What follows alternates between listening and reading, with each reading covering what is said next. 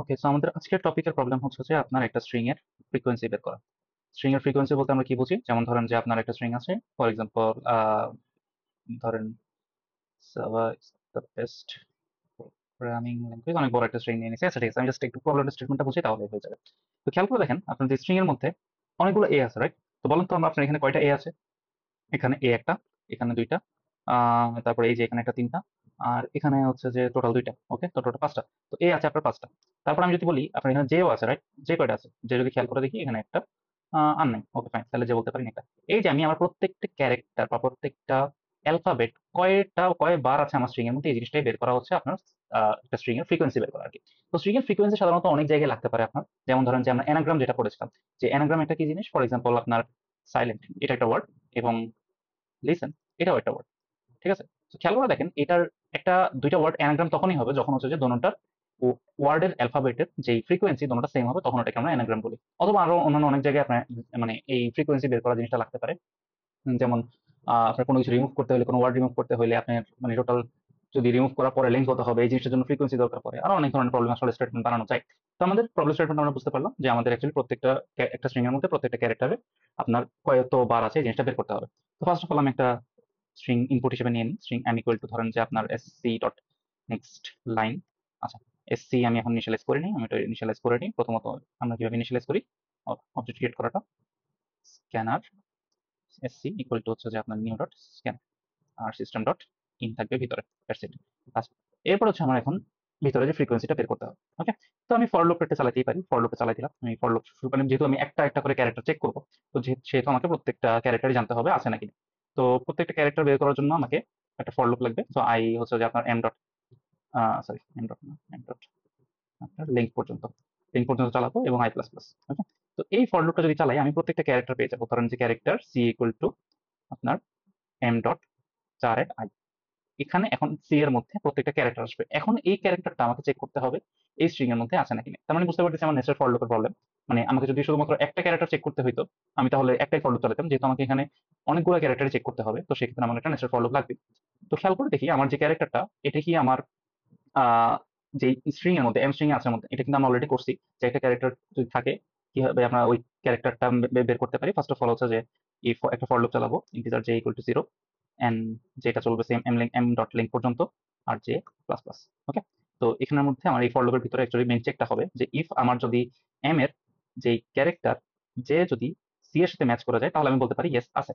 ঠিক আছে, তো আছে বলবো না, আমার তো জানতে হবে কয়বার আছে। তো আমার একটা কাউন্টার লাগবে এখানে, যে আমি একটা কাউন্ট দিলাম, কাউন্ট ইকুয়াল টু 0, এবং যখনই একটা ম্যাচ পেয়ে যাবো আমি কাউন্টটাকে এখানে প্লাস প্লাস করে দেবো। এরপরে আমার ফর লুপটা শেষ করার পরে আমি যদি একটু প্রিন্ট করে দেখতে চাই যে আমার system dot out dot print ln দিই আমার কোন ক্যারেক্টারটা আমি মানে এতক্ষণ বের করলাম, সি, রাইট? তো সিটাকে বের করলাম। আমার যে সি ক্যারেক্টারটা, সি ক্যারেক্টার্স ফ্রিকোয়েন্সি ইজ, বা আমি জাস্ট সি এর মানে ক্যারেক্টার ফ্রিকোয়েন্সি না দিয়ে সি এর যে ফ্রিকোয়েন্সি কোলন দিয়ে নাম্বারটা লিখে দিতে পারি কাউন্ট। ওকে, এতটুকু দেওয়ার পরে আমার কিন্তু ডান। ওকে, আমি এখন কম্পাইল করে দেখি আমার অ্যাকচুয়ালি কোডটা কাজ করছে নাকি করেনি। ফার্স্ট অফ অল কম্পাইল দিলাম। আমার টার্মিনালে একটা ইনপুট নেওয়ার জন্য আমার থেকে যাবে। ওকে ফাইন, এখন আমি ইনপুট দিব যে আই লাভ জাভা, দিলাম। ওকে, দেখি আসলে ঠিকভাবে কাজ করছে কিনা। আচ্ছা, তো খেয়াল করে দেখেন আপনার যে ক্যারেক্টারটা, এখানে মধ্যে আই কয়বার আছে? একবার। ওকে ফাইন, স্পেস কয়বার আছে? এটা মানে স্পেস, ঠিক আছে? স্পেসটা হচ্ছে যে আপনার দুইবার আছে। আমি খেয়াল করে দেখি আমার কিন্তু আসলে দুইটা স্পেস আছে। এল কয়বার আছে? এলও কিন্তু একবারই আছে। তো দ্যাটস দ্য ফ্রিকোয়েন্সি সমান। ও কয়বার আছে? ও কিন্তু একবারই আছে।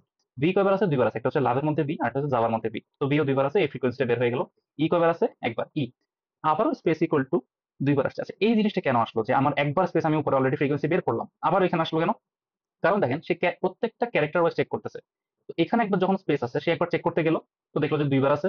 আবার যখন এখানে স্পেস আছে সেখানে সে আবার চেক করতে গেল কয়বার স্পেস আছে, ওখানেও কিন্তু দুইবার আছে, আসলে দুইবার প্রিন্ট হয়েছে।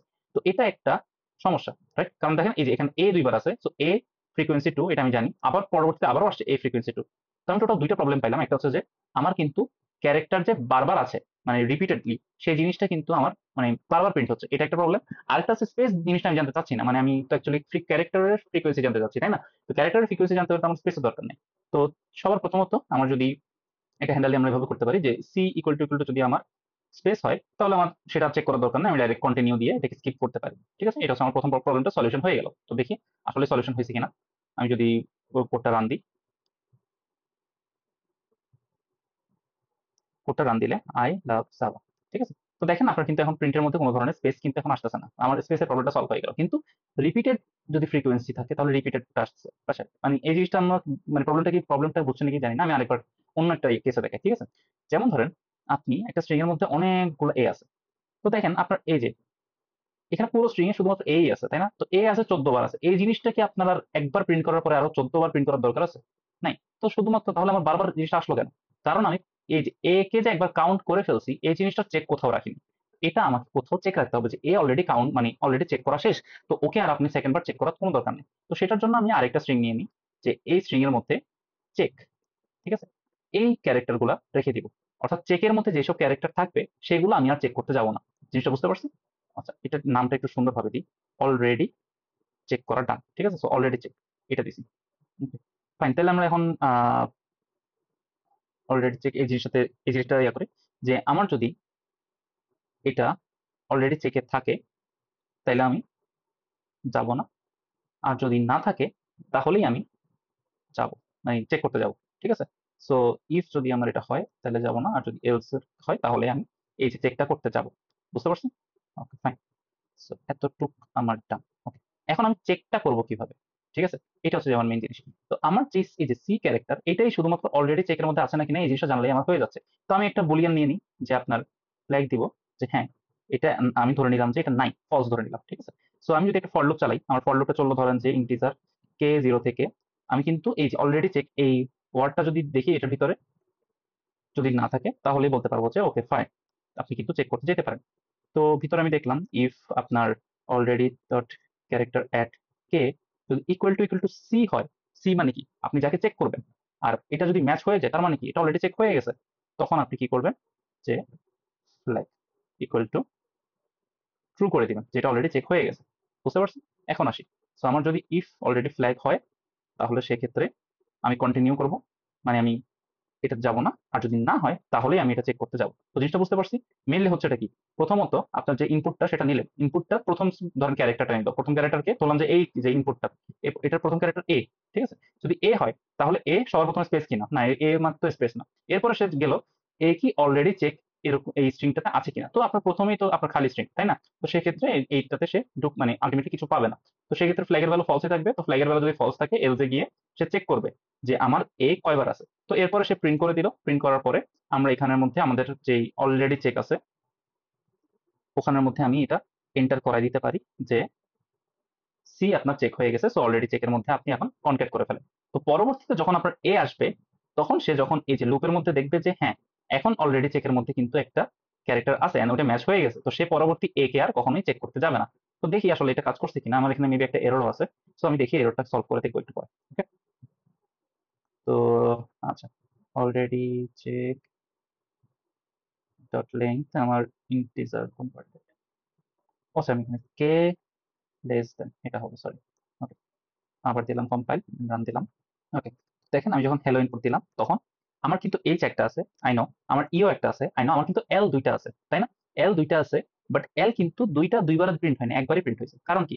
কারণ দেখেন আপনার যখন প্রথমবার এইচ আসছে তখন আপনার অলরেডি চেকের মধ্যে চেক হয়েছে কিন্তু তখন খালি স্ট্রিং কিছুই নেই। তো এইচ এর ফ্রিকোয়েন্সিটা বের হয়ে গেল 1, এরপরে আপনার অলরেডি চেকের মধ্যে এখন একটা ক্যারেক্টার ঢুকে গেছে এইচ, কারণ এটা অলরেডি চেক মানে এটা অলরেডি কাউন্ট করা শেষ। পরবর্তীতে কি আসলো? ই আসলো। এর পরবর্তীতে কি আসলো? এল আসলো। এল তো মানে দুইবার আসছে আমি জানি।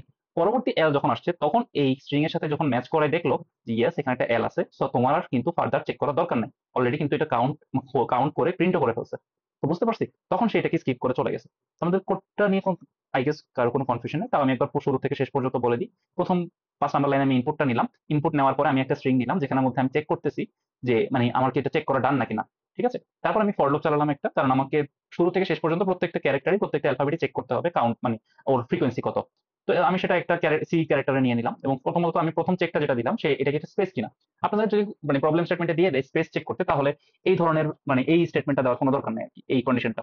এর পরবর্তীতে আমি একটা ফর লুপ চালায় চেক করলাম যে অলরেডি চেক নামে যে স্ট্রিংটা আছে ওখানে কি আমার যেটাকে আমি এখন চেক করতে যাব সেই ক্যারেক্টারটা আছে নাকি না। বুঝতে পারছি? জাস্ট এতটুকু আমি যদি খেয়াল করে দেখি কি আমি একটা স্ট্রিং এর সাথে একটা ক্যারেক্টার ম্যাচ করানোর ট্রাই করতেছি। তো যখন আমি পেয়ে গেলাম যে না আসলে মানে ফ্ল্যাগ ইকুয়াল টু ট্রু, তার মানে এটা অলরেডি চেক হয়ে গেছে। So if flag equal to true তাহলে আমি কন্টিনিউ করে দিব, মানে আমি আর এটাকে দেখবো না আর কি কতটা আছে। আর যদি না হয় তাহলে তো আমাকে চেক করতে হবে কারণ এটা ফার্স্ট টাইম আসছে। তো প্রথমত আমি কাউন্টার ইকুয়াল টু 0 নিয়ে নিলাম কারণ শুরুতে তো কাউন্ট 0 থাকবে, এবং আমি আমার ফুল স্ট্রিংটার একটা ফর লুপ চালালাম, এবং ফর লুপ চালালে আমি চেক করতেছি আমার প্রত্যেকটা ক্যারেক্টার সি এর সাথে ম্যাচ করে কিনা। এবং যদি ম্যাচ করে তাহলে কাউন্ট বাড়াই দিব, আর যদি ম্যাচ না করে তাহলে কিছুই করবো না। এরপর আমি ফর লুপ শেষ করে তারপর দেখলাম কি আমার যে সি আছে তার ফ্রিকোয়েন্সি কত, কাউন্ট সমান, বুঝতে পারছি। এরপরে আমার যেহেতু ওর কাউন্ট বের করে ফেলছি, তো তাকে আমি অলরেডি চেকের মধ্যে মার্জ করে দিলাম, কনকেট করে দিলাম, যাতে পরবর্তীতে যদি সেম ক্যারেক্টারটা আবার আসে তাহলে আমার যাতে সে আবার কাউন্ট না করে। তো বুঝতে পারছি, এটাই ছিল আমাদের অ্যাকচুয়ালি সলিউশন আর কি।